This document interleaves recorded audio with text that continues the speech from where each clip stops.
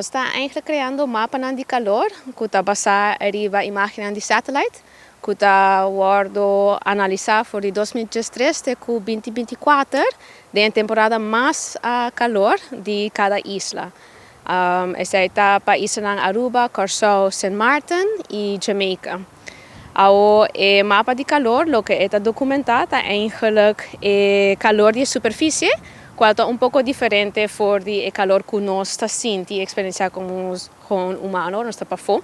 Pois isso depende, claro, de diferentes fatores, maneira umidade, ou se tem nuvem ou não.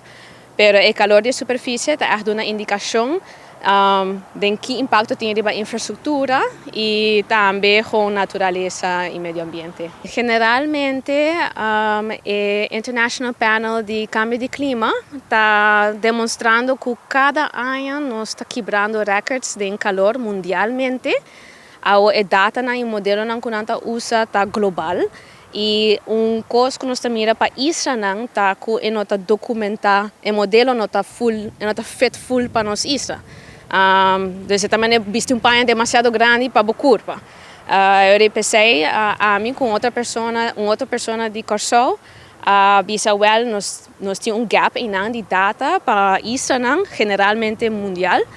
Então nós mester curva bem que realmente que está mais localizado, que também mostra-nos com o desenvolvimento de uma isla está cambiando a distribuição de calor extremo dentro da isla, mas também que impacto do cambio de clima tem aqui, você está quizás ser pior.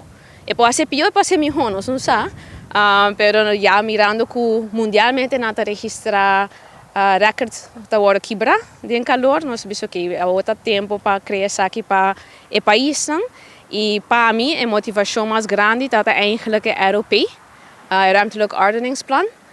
Sabendo que fim de ano aqui of outro ano, we zullen revisar o ruimtelijk ordeningsplan met voorschriften.